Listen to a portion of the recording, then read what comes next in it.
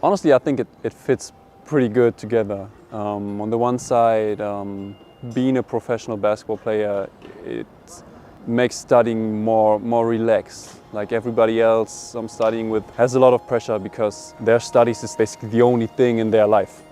And a lot of times it helps me to leave the basketball bubble, especially like after bad stretches, after a bad game. It's nice to be around like my friends from class who basically don't care about basketball.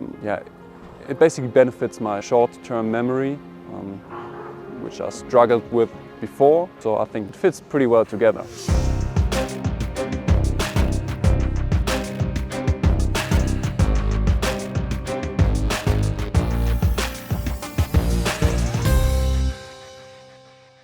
I'm from and I grew up in Paderborn. It's a rather small city right in the middle of Germany. And I started playing basketball when I was 4.5. My mom just brought me to practice one day and I never stopped. I think it was my second year after graduating high school and I was just doing basketball. And I realized after a couple months that that's not enough and I was missing something. I mean, it's the dream. Like you're coming out of school and all you do this whole day is playing basketball with your friends, practice in the morning, then have time off and practice in the evening.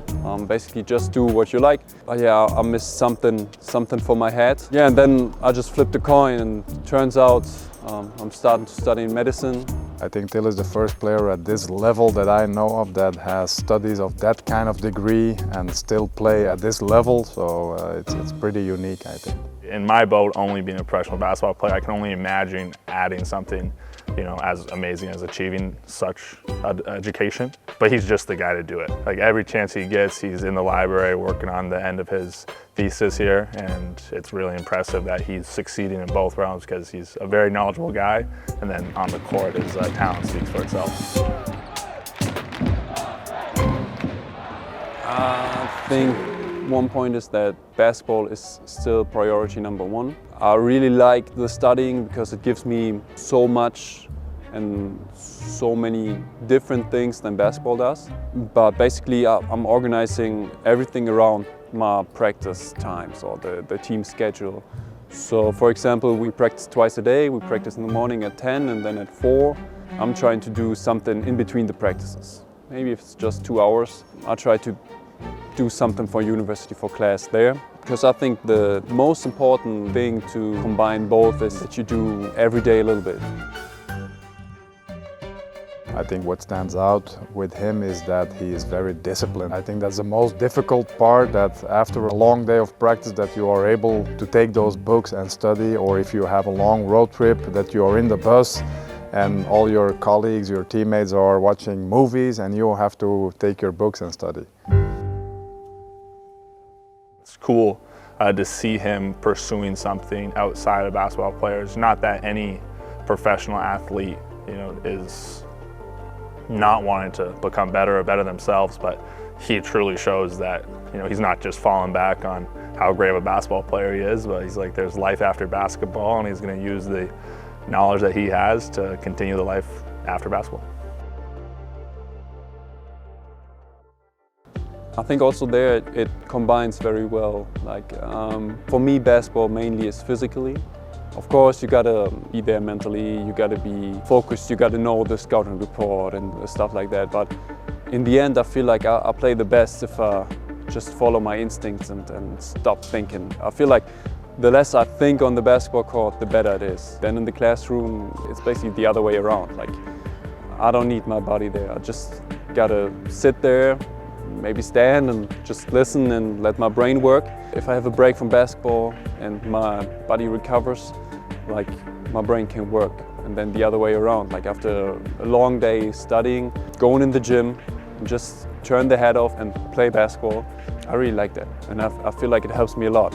Maybe because my brain is working so much while studying or in class, it's easier for me to pick up things in basketball, like in the scouting report or in stuff we talk about in practice, to pick it up quicker and to execute it quicker.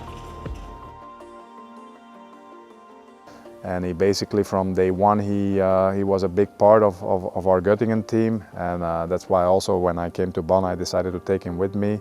I think he had a difficult start last year in Bonn, just because of the fact that he's overthinking, and of course in Bonn there's a different pressure than in Göttingen, but I think he picked it up along the way. Honestly, it started pretty rough. Maybe not rough, but it was a tough situation coming here, you know, like by that time the winner of the Champions League, whole new team, 12 new guys, new coaches. It was not easy at all, like high expectations from everybody, but it's a great place to play basketball. You know, the atmosphere is amazing, super loyal, super passionate fans, great club, great organization.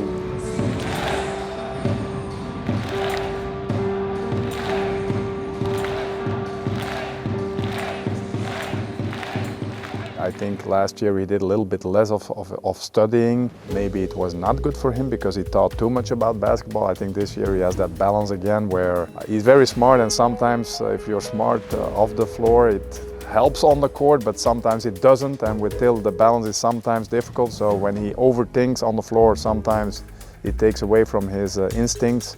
So I think when he has that balance, study basketball, it works very well for him. Well, I forced him a little bit this year in that role as a co-captain, and to my surprise, he normally is a silent guy, but to my surprise, he's picking up that role very well, and I think it also helps his game. It's great. Being together for 2 years and now him being my co-captain, me being the captain, we're really able to play off of one another's leadership style. I'm definitely a little bit more vocal than he is, and he is the definition of leading by example, like I've said, and it's almost difficult for me to catch up with him because he's perfect in everything he does, you know. Originally the plan was that when my basketball career ends, I finish the studies and then become a doctor.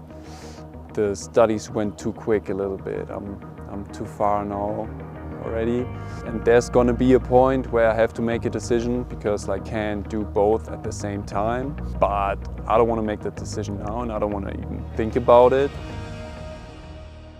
Of course, it's not for everyone, that's clear, but I think it might open up eyes that it is possible. It just needs a lot of discipline. I'm not sure how many guys have that discipline and that desire, but for sure, if you have examples, it always helps to get maybe the next guy in that situation. Till really has shown the ability to balance both becoming a doctor and being a basketball player, and I think how that really inspires us is when you see the amount of hours that he puts into basketball and then you hear about how well he's doing as a doctor, it kind of gives the rest of the team no excuse, right? So if he's becoming a doctor, which is an amazing feat in itself, and then also, you know, the first or second person in the gym, and then usually the last one to leave with his recovery routine, why can we not aspire to operate at that same level and put as many hours into this team being successful as he is? Maybe first of all, I would recommend athletes to find something in their life to balance all the stress and everything related to basketball out. Something maybe you have a passion for, something that can give you a relief, you know, like to also get a different perspective on life, on the whole situation, that even if you have a bad game, life is not over and there's something else. And like in particular, if you decide to study, I already mentioned it, like every day do a little bit. Don't try to be like the other normal students, because you can't. Be consistent. Maybe that's my best advice. Like find something and then have a passion for it, and do every day a little bit at your own pace.